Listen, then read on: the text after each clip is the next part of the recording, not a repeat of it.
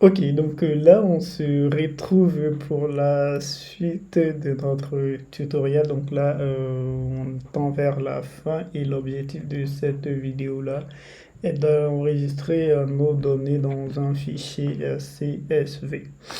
Ok, on a bien nos données qui sont dans data, donc ici j'ai pu corriger l'erreur d'encodage qu'on avait, donc il fallait ajouter ça sur ASCII FLC, on a bien nos données qui sont bien représentées sans l'erreur qu'on avait tout à l'heure.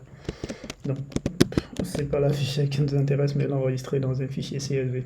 Donc pour cela, vous pouvez faire une recherche sur CSV Python. Moi, je trouve Python quand je fais mes recherches sur Python, donc je précise.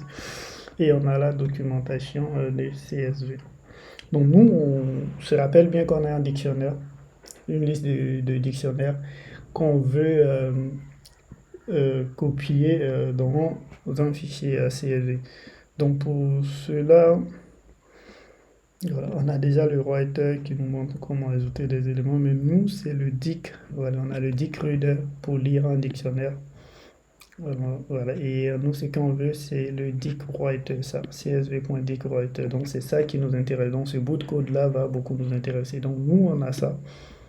On a ça, voilà, qui représente, si j'affiche, hop, désolé. Si j'affiche, voilà, qui représente ça, on suppose qu'on a cet objet-là plusieurs fois, voilà, qu'on veut write. Donc, on va faire des write row, write row, write row. Donc, on pourrait utiliser une book for pour faire ça. Donc, on va commencer par importer ce module de CSV là. Vous pouvez le mettre à la place du JSON. Et bon, je ne vais pas copier tout ce code là et coller, sinon ça risque de nous mélanger. Donc, je vais essayer de le copier avec vous. Comme ça va vous aider plus ou moins à comprendre comment ça marche. Donc, je sors de la boucle for, donc je me positionne au même niveau que cette boucle là. Et je fais un with, voilà, c'est-à-dire si on arrive à ouvrir un fichier qu'on va appeler code.csv, donc .csv. Donc pour ceux qui n'ont pas le temps de créer tout ça, vous pouvez copier. C'est pas trop intéressant de copier, il faudra apprendre à l'écrire vous-même. Donc new line c'est vide et là enfin as csv file deux points field name, voilà, ça sera notre en-tête. Donc on précise les champs qu'on met ici, on précise que ces champs-là figurent bien dans notre dictionnaire, sinon on aura une erreur. Ça, il faut le savoir. Ce sont les clés de notre dictionnaire qu'on va ajouter ici. Donc vous pouvez mettre l'ordre que vous voulez, voilà. Mais arrangez-vous pour que ces clés-là existent dans vos dictionnaires. Si vous mettez des clés ici qui n'existent pas dans vos dictionnaires, ça ne va pas marcher. Si on revient là-dessus, vous voyez bien qu'on a first name et last name. On a bien la clé first name avec la valeur, la clé last name avec la valeur. Donc il faut faire l'effort de respecter cela. Donc lorsqu'on a fait ça, on va créer notre writer. Voilà, donc on va dire notre writer sera égal à csv.dictWriter, writer, et on va prendre le csv file auquel on va ajouter notre field name et on dira que c'est égal à notre field name. Ensuite, on va faire un writer.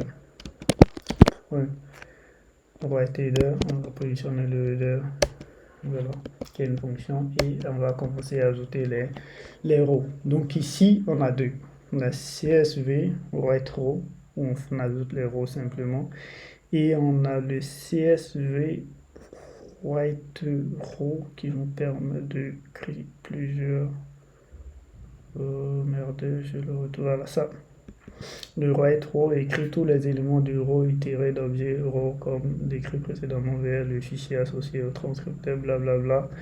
Donc ça vous permet de, voilà, de ajouter une data une seule fois et ça va tout mettre. Mais moi, je veux voir clair dans ce qui se passe, donc je vais utiliser une boucle for data in la variable data. Voilà, deux points et je fais mon writer row. Voilà, pour être sûr que je ajoute bien ma data là-dedans. Donc je mets directement ma data. Je sais très bien que ma data c'est un dictionnaire qui est comme ça, donc du coup ça va respecter ce format que j'ai ici. Là, ça va respecter ça. Donc, je ferai ça plusieurs fois et ça va bien copier mes données dans mon dictionnaire. Je peux effacer ça. Donc, on regarde bien sur ma data et c'est bien l'écriture ici. Donc, si j'exécute cela, tout en main.py, voilà, on voit qu'on a le fichier CSV qui est bien créé ici.